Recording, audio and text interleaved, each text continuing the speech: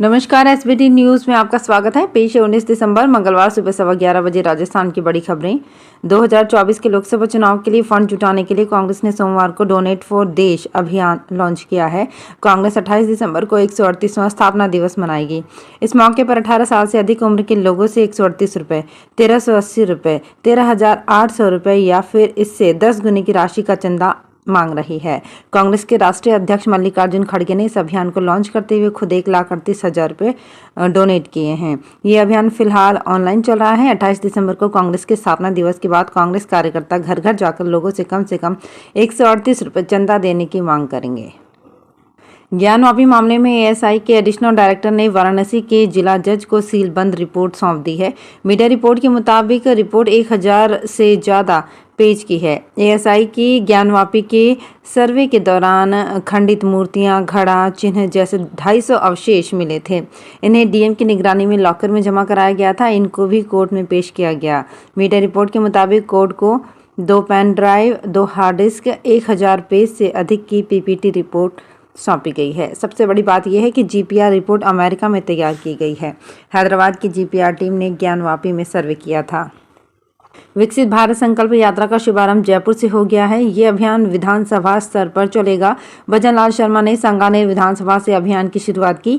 इस अभियान के तहत केंद्र सरकार की योजनाओं के शिविर लगाए जाएंगे, जहां लाभार्थियों का रजिस्ट्रेशन करके उनको योजनाओं का लाभ दिया जाएगा।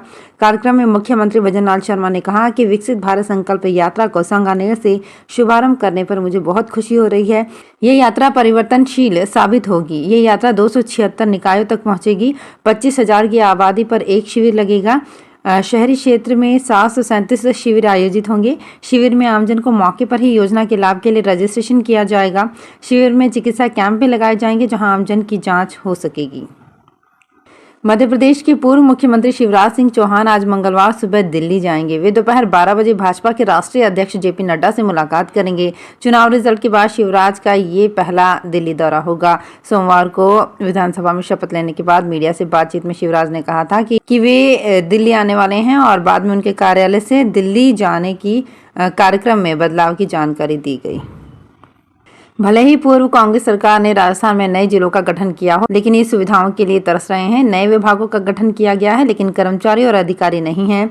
शिक्षा विभाग का भी यही हाल है। गिनती के अधिकारी लगाए गए हैं। कोटपुतली, बहरोड और खैरथल, तिजारा में नए जिला शिक्षा कार्यालय खोले गए हैं। इसमें कर्मचारियों का अभाव होने से कार्य बाधित हो रहा है। एक डीईओ के पास ही 3 विभागों का जिम्मा है। एक अधिकारी को चार्ज भी दिया हुआ है। इसमें जिला शिक्षा अधिकारी प्रारंभिक और मुख्य जिला शिक्षा अधिकारी के पद दिए हुए हैं। एंटी टेरर एजेंसी एनआईए ने सोमवार सुबह 4 राज्यों की 19 लोकेशन पर छापेमारी की है। ये रेड आईएसआईएस नेटवर्क केस के तहत की गई है। इन 19 लोकेशन में कर्नाटक की 11, झारखंड की 4, महाराष्ट्र की 3 और दिल्ली की 1 लोकेशन शामिल है। इस दौरान प्रतिबंधित आईएसआईएस के 8 एजेंट्स को गिरफ्तार किया गया है। ये एजेंट आतंकवाद को बढ़ावा देने वाली एक्टिविटीज़ और आतंकवाद को बढ़ावा देने में शामिल हैं। राजस्थान माध्यमिक शिक्षा बोर्ड की हो रही अर्धवार्षिक परीक्षा में कक्षा 10वीं का सोमवार को होने वाला पेपर पहले ही आउट हो गया था, जिसकी शहर भर में दिन भर जोरों पर चर्चा रही। सामाजिक विज्ञान का सोमवार को पेपर होना था, लेकिन परीक्षा शुरू होने से एक दिन पहले ही रविवार को पेपर सोशल मीडिया पर वायरल हो गया, जिसको लेकर शिक्षा विभाग में हड़कंप मच गया। जिसके बाद सोमवार को सामाजिक विज्ञान और संस्कृत के पेपर स्थगित कर दिए गए। कल द्वितीय पारी में 1 बजे से 10वीं के सामाजिक विज्ञान का पेपर होना था। जयपुर में power games, body building, power lifting और आर्म रेसलिंग का आयोजन 22 से 24 दिसंबर तक यहां बिरला ऑडिटोरियम में किया जाएगा।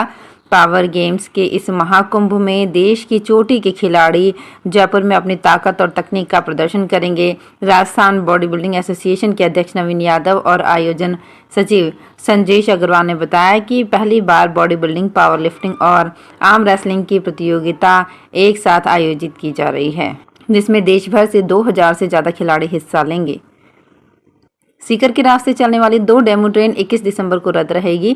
दरअसल सीकर के फतेहपुर और कायमसर के बीच फाटक संख्या 43 पर रेलवे आरयूबी का निर्माण करवाएगा, जिसके चलते रेलवे ने गाड़ी संख्या 04862 04802 को रद्द कर दिया है। चूरू जयपुर डेमू ट्रेन 21 दिसंबर को रद्द रहेगी। गौरतलब है कि ये ट्रेन दोपहर 2:25 पर चूरू से रवाना होती है और शाम 4:05 पर सीकर पहुंचती है।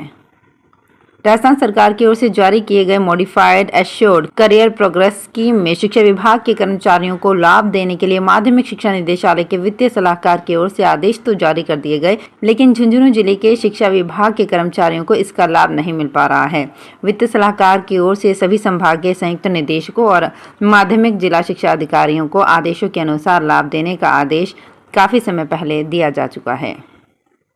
टोंक शहर के पास बाईपास स्थित कल्याण नगर छावनी में सार्वजनिक पार्क पर इन दिनों नींव खोदकर चारदीवारी और पक्का निर्माण किए जाने की शिकायत क्षेत्र के लोगों ने जिला कलेक्टर से की है।